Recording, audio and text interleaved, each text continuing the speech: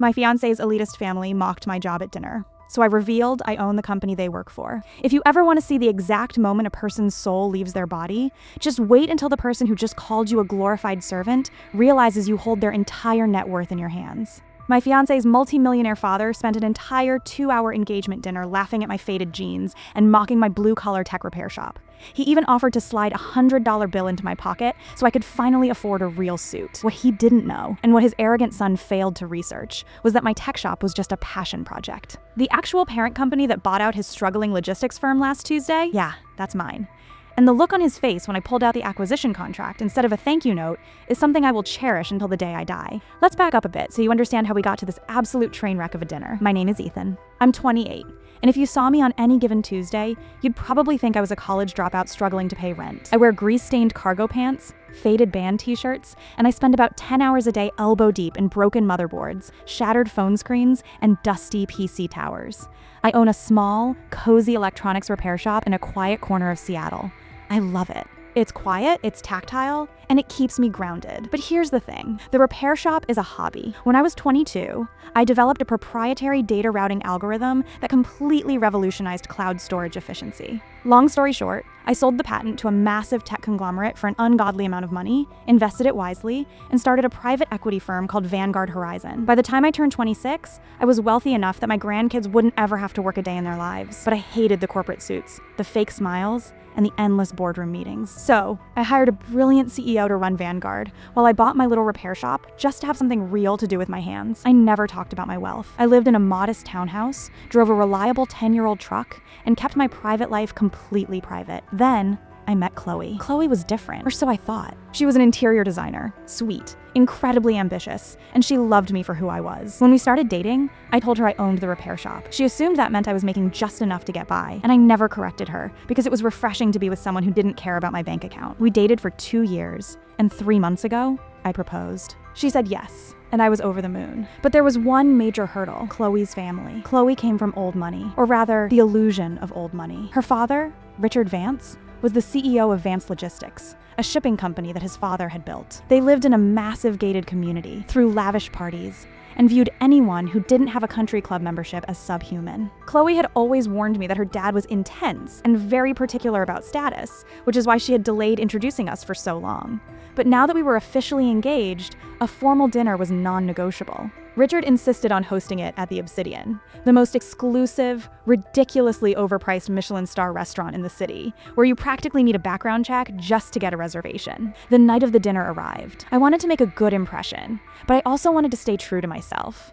I didn't wear my work clothes, obviously, but I didn't own a tuxedo either. I wore a clean, well-fitted pair of dark denim jeans, a crisp white button-down shirt, and a casual gray blazer. It was neat, presentable, and perfectly fine for a high-end dinner in a tech-heavy city like Seattle. When Chloe saw me, her face fell slightly. "Ethan? Honey, are you wearing jeans? To the Obsidian? They're dark designer jeans. Chloe!" I smiled, kissing her cheek. "And I have a blazer on. I promise they won't throw us out." She sighed, looking nervous. "It's not the restaurant I'm worried about.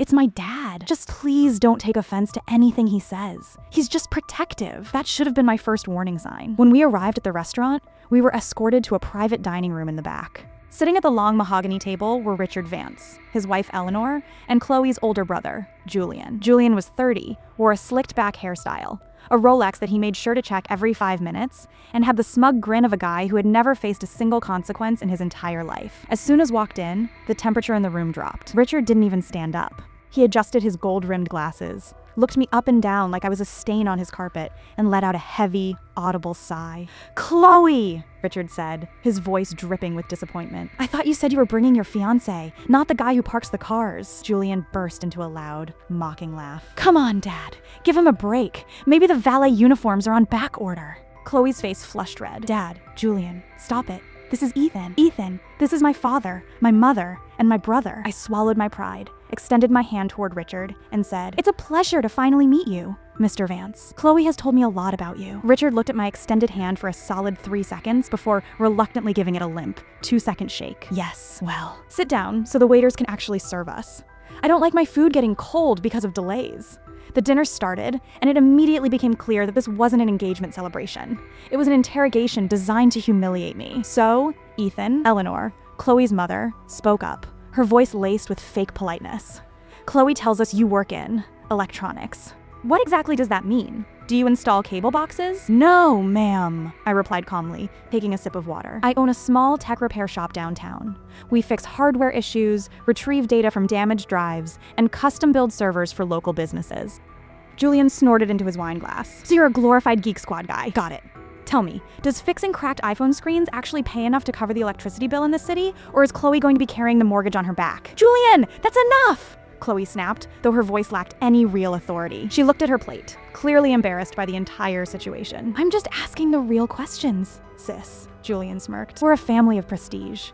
Vance Logistics has been a pillar of the city's supply chain for 40 years. We deal with international shipping, corporate contracts, real assets. It's just funny to think our future brother-in-law spends his days wiping finger grease off teenagers' iPads." Richard raised his hand, silencing his son, but his expression wasn't any kinder. "Julian is arrogant, Ethan, but he isn't entirely wrong. Marriage is a partnership of equals. My daughter was raised in a certain lifestyle. She is used to summers in Aspen, trips to Monaco, and driving European vehicles. I need to know that the man she marries can provide that. And frankly, looking at your attire, I have serious doubts." He pointed a manicured finger at my blazer. "You came to a Michelin star establishment in jeans. It shows a lack of respect, a lack of class, and a lack of funds. If you can't even afford a tailored Italian suit for the night you meet your future in-laws, how can I trust you to take care of my daughter?" I looked over at Chloe, expecting her to defend me, expecting her to say that wealth didn't matter, or that she loved me for who I was. But instead, she just stared at her lap, avoiding my eyes. She was ashamed of me. In that moment, a cold realization washed over me. Chloe hadn't hidden her family from me because she was protective of me. She had hidden them because she was terrified they would see how poor her fiancé was. "I assure you, Mr. Vance," I said, keeping my voice perfectly level and calm, "Chloe will never have to worry about finances. I am quite comfortable." "Comfortable?" Richard scoffed, swirling his vintage Cabernet. "Comfortable is what people say when they're one missed paycheck away from foreclosure. Let me be blunt, Ethan. You are entirely out of your depth here. You're a small fish in a very large, expensive ocean." As the main course was served, the insults only escalated. Julian and Richard spent the next hour talking about their corporate success, intentionally using jargon to try and exclude me from the conversation. Every time I tried to speak, Julian would interrupt with a passive-aggressive comment about the working class. The absolute breaking point came when the bill arrived. The waiter placed the black leather booklet in the center of the table. The total had to be at least $2,000, given the wine Richard had ordered. Before I could even reach for my wallet out of politeness, Richard snatched the booklet away, laughing. "Oh, don't bother reaching for your pocket, Ethan. I wouldn't want you having to max out your credit cards or put a lien on your little shop just to pay for a steak." Julian laughed loudly, drawing looks from neighboring tables. "Yeah, Ethan, don't worry about it. Dad's got it. Hey, actually, Dad, maybe you should give him a little tip for his trouble?" Richard actually smiled. A cruel, genuine smile. He reached into his coat pocket, pulled out a crisp, shiny $100 bill, and slid it across the table, stopping it right in front of my wine glass. "Here you go, son," Richard said, his voice dripping with condescension. "Take this. Consider it a subsidy from Vance Logistics. Go buy yourself a nice tie, or maybe a pair of pants without denim in them. We can't have you looking like a mechanic at the wedding." I stared at the $100 bill. The disrespect was so loud, so completely unprovoked, that the entire private room went dead silent. I looked at Chloe. "Are you okay with this?" I asked quietly. Chloe looked stressed, whispering, "Ethan, just take it and say thank you. He's just trying to help you fit in. Don't make a scene, please." That was the moment the veil lifted. Chloe didn't just fear her family's judgment. She agreed with it.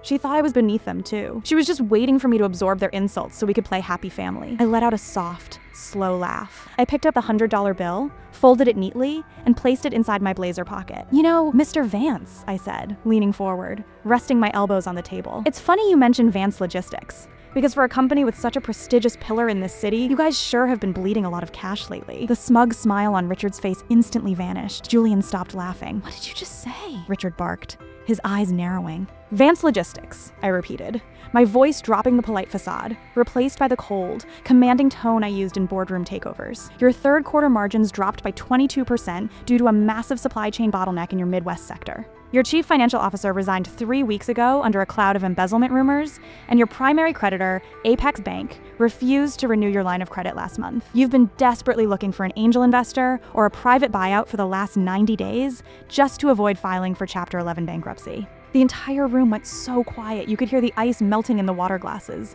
Richard's face turned a dangerous shade of ash white. Eleanor gasped, and Julian looked like he had just swallowed a bee. How do you know that? Richard stammered, his voice losing all its booming authority. That information is strictly confidential. It hasn't been leaked to the press. It wasn't leaked to the press, Richard, I said, dropping the Mr. Vance entirely. It was put on my desk. I reached into my gray blazer pocket. I didn't pull out a wallet or a wrench. I pulled out a sleek, black leather document portfolio that I had received from my legal team just that afternoon. I unzipped it, slid out a thick packet of high-grade bond paper, and slid it across the mahogany table, landing it perfectly over Richard's dinner plate. The cover page bore the gold-embossed logo of Vanguard Horizon Private Equity. "What is this?" Julian asked, his voice shaking slightly as he leaned in to look. "That," I said, pointing at the document, "is the fully executed acquisition and corporate restructuring agreement for Vance Logistics. You see, Richard, your company was dead in the water, but your logistics routes are actually quite valuable if managed by someone who understands modern data routing algorithms. So, when your board of directors desperately reached out to Vanguard Horizon last week, offering a controlling interest in exchange for a $50 million cash injection, my CEO brought the contract to me." Richard's hands were shaking so violently he could barely turn the page. He flipped to the final sheet, where the signatures were located. There, in bold black ink, was the signature of the majority shareholder and chairman of Vanguard Horizon, Ethan J. Vance. No, this is a joke. This is a fake document," Richard whispered, his eyes wide with pure, unadulterated terror. "You're a mechanic! You fix broken computers! I told you, I own a tech shop because I enjoy it," I said, leaning back in my chair, crossing my legs. "But Vanguard Horizon is how I pay for my comfortable life. As of Tuesday afternoon at 4 p.m., Vanguard owns 51% of Vance Logistics. Which means, technically speaking, Richard, you work for me," Chloe gasped, staring at me like she was seeing an alien. "Ethan? You're a multi-millionaire? Why didn't you tell me?" "Because I wanted to know if you loved me for who I was, Chloe," I said, looking at her with nothing but pity. "And tonight, I got my answer. You don't love me. You were embarrassed by me. You sat there and let your family treat me like garbage because you thought I was poor. If I was actually just a guy running a repair shop, you would have let them break us apart anyway." "Ethan, please," Chloe reached out to touch my arm, but I pulled away. "We're done, Chloe," I said firmly. "The engagement is off. You can keep the ring. Consider it a parting gift." Now, I turned my attention back to Richard and Julian, who looked like they were about to faint. "Now, let's talk business," I said, tapping the table. "According to the restructuring clause on page 14, Vanguard Horizon reserves the right to immediately terminate any executive-level positions that are deemed redundant or a financial liability to the company's new vision." Julian went completely pale. "Ethan, bro, come on. It was just a joke. We were just teasing you.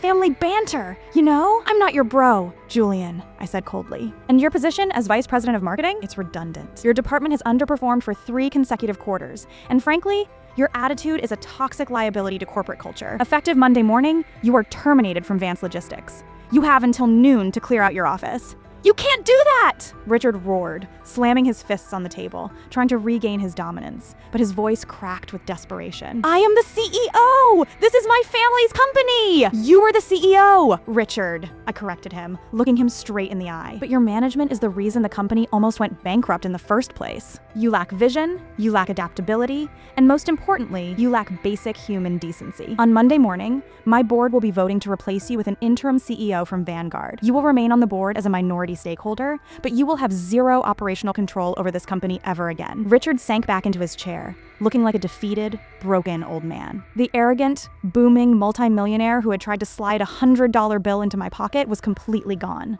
I stood up, adjusting my gray blazer. I reached into my pocket, pulled out the $100 bill Richard had given me, and dropped it right onto the center of his plate, right on top of his unfinished steak. "Thanks for the dinner, Richard," I said with a sharp smile. "Keep the 100. You're going to need it a lot more than I do." I walked out of the private dining room of the Obsidian, leaving behind a family in absolute ruins. Chloe chased me through the lobby, crying, screaming my name, begging me to listen, telling me she didn't care about the money and that we could fix this. But I didn't even turn around. I got into my old, reliable truck, started the engine, and drove away into the Seattle rain, feeling lighter than I had in years. It's been 3 weeks since that dinner. Monday morning went exactly as I planned. Julian was escorted out of the building by security, throwing a massive tantrum in the lobby. Richard was forced into a voluntary retirement package, and the news of the Vanguard buyout caused the company's stock to stabilize for the first time in a year. Chloe has sent me over 100 texts and called me every single day, but I blocked her number. Her mother even tried to email my corporate office, apologizing for the misunderstanding and asking if we could host a proper family dinner at their estate. I had my assistant delete it.